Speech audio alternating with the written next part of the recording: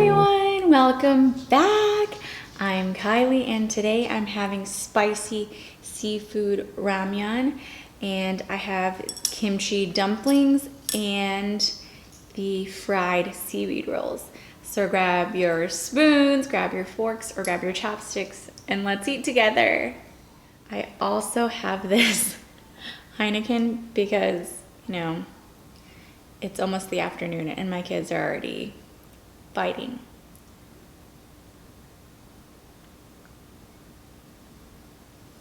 So I'm just gonna take a sip of that. Take my first bite.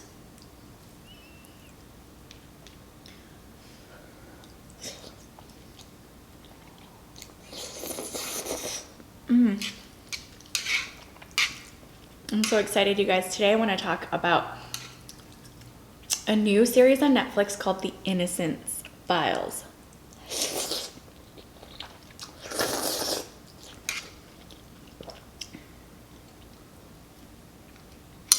So The Innocence Files is about I believe they're a nonprofit organization called the Innocence Project, where lawyers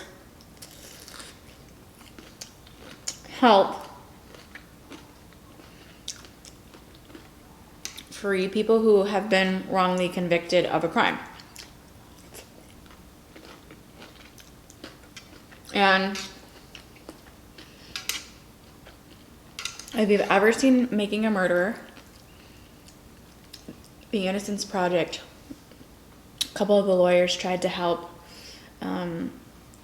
Brendan, I think, which is Stephen Avery's nephew.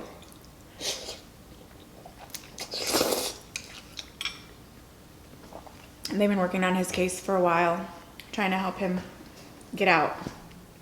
Anyway, so the first two episodes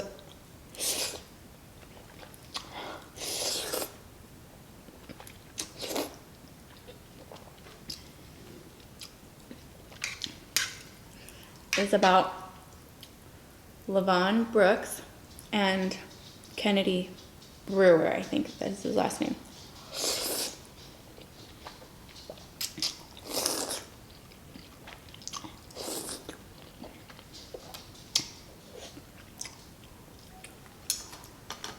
And they were wrongly convicted of two separate crimes that happened to two different little girls in the same town in Mississippi. They're both black men.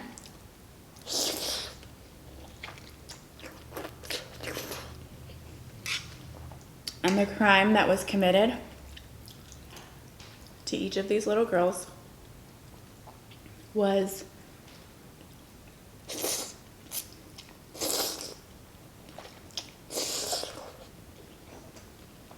sexual assault, and they were brutally murdered. They drowned.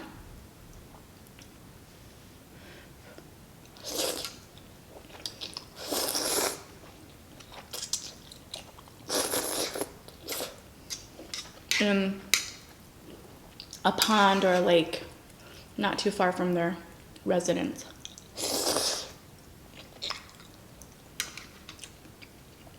And the first crime that happened to a little 3-year-old girl named Courtney Smith, and she was taken from her home in the middle of the night, and her sister, who was 5 at the time, was the only one who was in the same room or had remotely any idea of what had happened. But keep in mind, she was 5.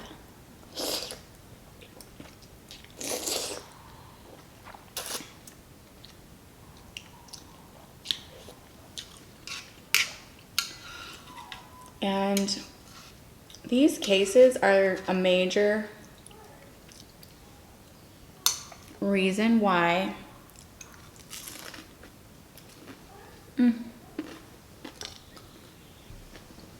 the Innocence Project went after cases that were convicted solely on forensic bite marks.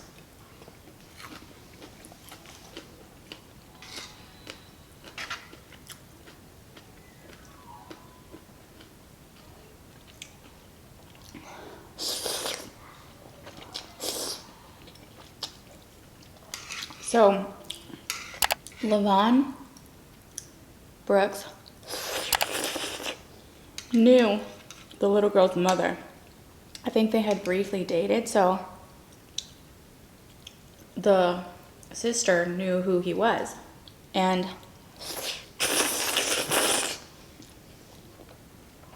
everyone already knows that 5-year-olds, I mean, they barely know their last name. So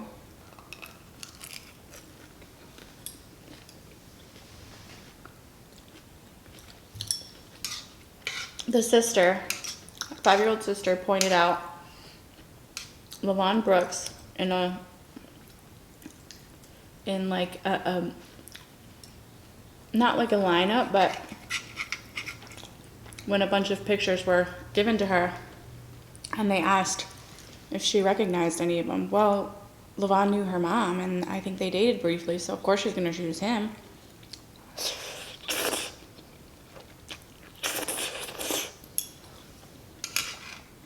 And so the jury convicted Levon Brooks based solely on the testimony of a 5-year-old who actually didn't even really know what had happened.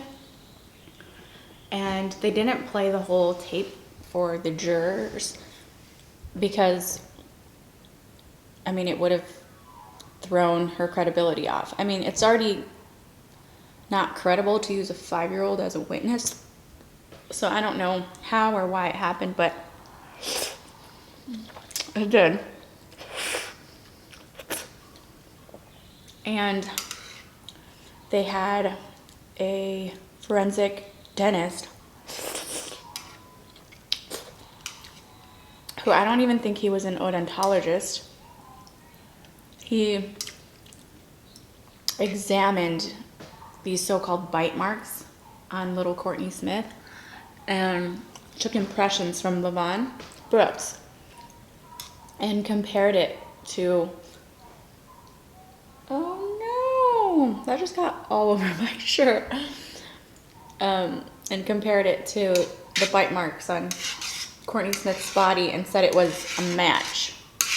So if you don't know anything about forensic odontology, there was a doctor who analyzed a bite mark on one of Ted Bundy's victims, and he was convicted for that crime because the bite mark matched. And in that case, Ted Bundy did commit that crime.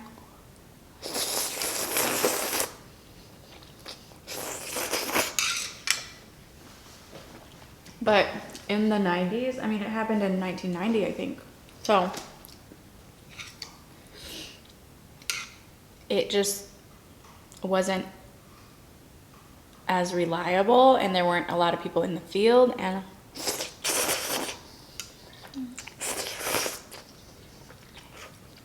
for some reason, this doctor who had been working with, the prosecutor in the state of Mississippi said, without doubt, that the dental records from Levon Brooks matched bite marks on Courtney Smith. So the jury convicted him guilty of this horrible, terrible crime. And his family knew he didn't do it, and they pled for his life, so he got life in prison. And shortly after,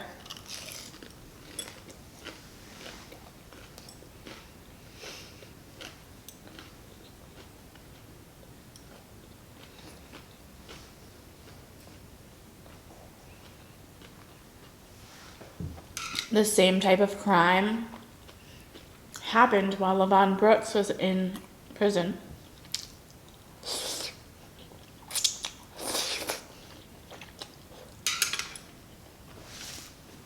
And for some reason, the authorities in that town and the prosecutor didn't think that it was the same person who committed both crimes. They thought that it was a copycat. I mean, they were so convinced by this doctor, Dr. West, about him matching up the teeth to the bite marks, that they were convinced that somebody was just copying the crime that happened to Courtney Smith. So, it happened again to another little girl. I believe her name was Christine. And she was taken from her home, sexually assaulted, and thrown in like a nearby pond or a lake or a river, and was found a few days later. So they do an autopsy and they see that she's got bite marks, and prosecutors got Dr. West comparing those bite marks. And at the time, her mom's boyfriend, Kennedy Brewer, was supposed to be taking care of her. And he said that the door was locked, so nobody could have gotten in through the door. But they were sleeping next to a broken window to the house. But for some reason, the authorities didn't think it was the same person who committed that crime that was committed to Courtney Smith not too long before, and decided to charge Kennedy Brewer with Christine's murder. And both Levon and Kennedy both maintained their innocence. And even the prosecutor had said, like, Kennedy Brewer didn't entertain any plea deals. Like, he was just so adamant about being innocent that he wouldn't, even if it was a really good plea deal, he wouldn't even take it because he just was innocent, because it meant that you had to plead guilty, right? So the only evidence they had was a supposed bite mark on Christine. And Dr. West took impressions from Kennedy's teeth and analyzed it. And just understand that, like, odontology, forensic odontology, is like analyzed based on the person who's analyzing, right? So it's subjective. And so, but everybody was just taking his word for it and just believing him. And his methods were questionable by other odontologists, especially the Dr. C, I'm not even going to try to say his name, it's Dr. S, who was the one who analyzed Ted Bundy's teeth. And even he was saying, like, Dr. West had questionable methods of comparing, like, impressions to bite marks, and they weren't as reliable as he was claiming them to be. So Kennedy Brewer gets convicted by the jury guilty because, you know, there's no other suspect, and it's just strange that Christine disappears in the middle of the night and they don't know when, what time, or how. So this time, Kennedy Brewer is sentenced to death for Christine's murder. Levon Brooks is sentenced to life in prison for Courtney Smith's murder. So these two men are serving life and death in prison for the death of these two little 3-year-olds. And Kennedy Brewer writes a letter to the Innocence Project pleading for somebody to help him. And they pick up his case and discover that they did a rape kit, and at the time that the crimes happened, DNA wasn't really advanced and it wasn't widely used the way it is today. But I think Kennedy Brewer had been in prison for close to 15 years by the time they ran the DNA. And they ran the DNA from the rape kit they did on Christine, and it did not match Kennedy Brewer. And they decided, the Innocence Project, the lawyers, decided to send over the rape kit DNA analysis over to somebody who was going to run it in the system, right? And it was a hit. It matched somebody who was already in the system.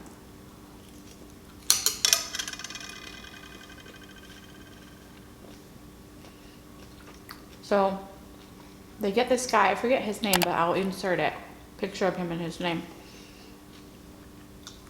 And he eventually admits to going up to the house, to the broken window, and seeing Christine laying there, and he just literally reached in the window and pulled her out. And he said that he took her into the woods, and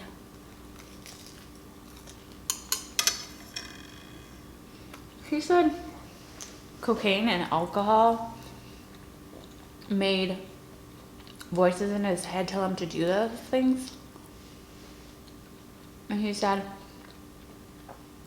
he unzipped his pants, he didn't last long, like, ugh, and then threw her in the river. Of course, a 3-year-old doesn't know how to swim, so she drowns and dies. And after analyzing all this info, getting his confession, and reviewing the autopsy and reviewing the supposed bite marks on her body, it turns out that they don't even think that Christine was bit at all, and they think they had somebody do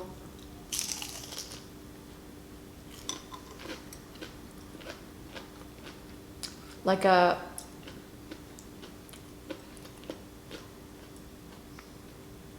trial or like a replica of what the marks would look like if crawfish were to be feeding off of, you know, a body or whatever. So they pretty much set out cages, and there were crawfish in the river. And so they took those crawfish that they caught and used a stillborn piglet, put it in like a body of water with the crawfish, and the crawfish bit at the piglet. I know, so awful.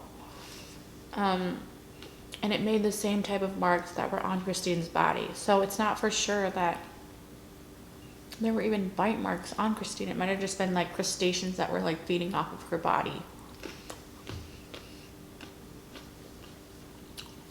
Which is so sad to think about. But so they get the confession from him, and they're still trying to tie the two cases together, right? Well, there's no DNA evidence from Levon Brooks' case because the items that were stored for evidence was just, it wasn't stored the way it should have been, and it was contaminated. So they weren't going to get any, you know, DNA that was going to be able to exonerate Levon. But after talking to this guy who had confessed to Christine's murder, they were able to, you know, talk to him and get him to confess to Courtney Smith's murder as well. And he said the same thing, like he went in the house, just grabbed her and like did all that nasty stuff to her. Please please. People are like that are so evil. If you can do that to a child, like, I can't even understand it. Anyway, like, I honestly think people like that cannot be rehabbed. Like, those people deserve to be exterminated. I mean, you cannot rehabilitate somebody who can do those things to a child. So they get his confession for both those murders, and they have like a retrial date for Levon Brooks and Kennedy Brewer. And the judge says, you know, one after another to them, after new evidence and the confession, you're free to go. So Kennedy Brewer was released after serving 15 years, and Levon Brooks was released after 18 years of being wrongfully convicted. And they were so happy. And I think at the time, Mississippi, the state of Mississippi, had like a compensation system for wrongly convicted people, that they were going to give $50,000 for every year served up to $500,000. But the stipulations were that you couldn't sue the state. So yeah, they each got $500,000, but they're not going to be eligible for Social Security when they're of age, because they didn't work enough to put into the Social Security. So they got robbed of that. And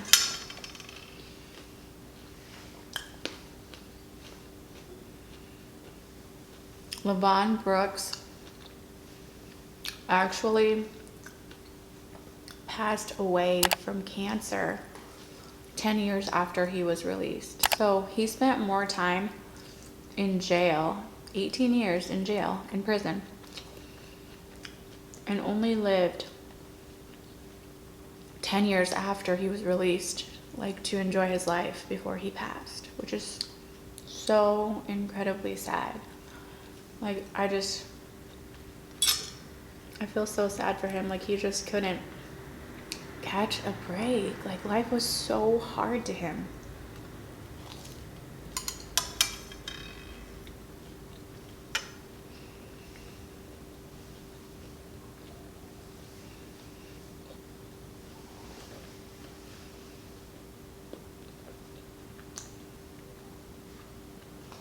That's the story of Levon Brooks and Kennedy Brewer. We've only watched the first 2 episodes, first 2 or 3. So I'm so excited to watch more, and I'm gonna continue this on the next video. So stay tuned for more stories from the Innocence Files. I love this kind of stuff. This is like what I live for. When I watch stuff like this, I'm like, why didn't I go to law school? Like, why didn't I pursue that harder? I'll tell you one little story before I end this, but when I was 16, I was slightly speeding and got a ticket, right? But in the state of Michigan, you first get your restricted license, which means that you can't drive after midnight. And then when you turn 17 without any violations, then you get your unrestricted. But if you get a ticket when you're 16, you don't ever get your unrestricted until you turn, I don't know, a certain age, maybe 18. And so when I was 16, I got a ticket, and I was actually late to school, so that's why I was speeding. And I fought it. And luckily, by the time I went to court, I had already turned 17, so I already got my unrestricted license, right? And in court, I went to court with my uncle, who was a pastor at the time, and he kind of, knew some city officials and stuff, so he just went there to support me. And when we were speaking in front of the judge, I was like telling her about these case trials. That's like, how do we know that, the police officer calibrated his speed gun the way that it should be calibrated. Like, when was it calibrated last? Like, we don't know that. What if he caught somebody else's vehicle and wasn't mine? How do we know it's accurate? And the judge was like, okay, that's like really compelling. She's like, ma'am, are you a lawyer? And I was like, no, I'm 16. Like, I'm 17. Like, I'm in high school. And she was like, wow. She was like, I'm super impressed, and I really think you have a knack for this, so you should pursue it. But like, I never did. I don't know why. Because stuff like this, like the Innocence files, is totally intriguing to me. And what a dream job, and how satisfying would it be to like help people and save their lives who have been wrongly convicted, to work with the Innocence Project. But oh my gosh, they do such great things, and like, those are the lawyers that have the utmost integrity and are just the best people. So I have mad respect for them. But anyway, thanks for joining me today. This was so delicious. I was starving. I had a Zoom meeting this morning, and then we went on a walk. So, oof, built up quite the appetite. But thanks for joining me and listening to my pretty much synopsis of the Innocence Files, at least the first 2 or 3 episodes. If you liked this video, give it a thumbs up. I'd really appreciate it. If you want to hear more, click that subscribe button for my next video. Until then, see you next time.